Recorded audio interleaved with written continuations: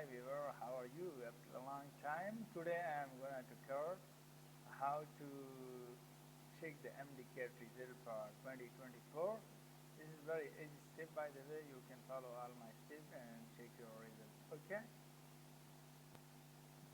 First of all, open the Google website and enter there the MDCAT result 2024 and click on this first website.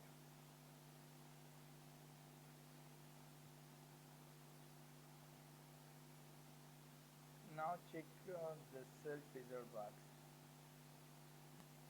So write down your CINIC there or your roll number slip number, which already mentioned in your roll number slip, and click on the search result.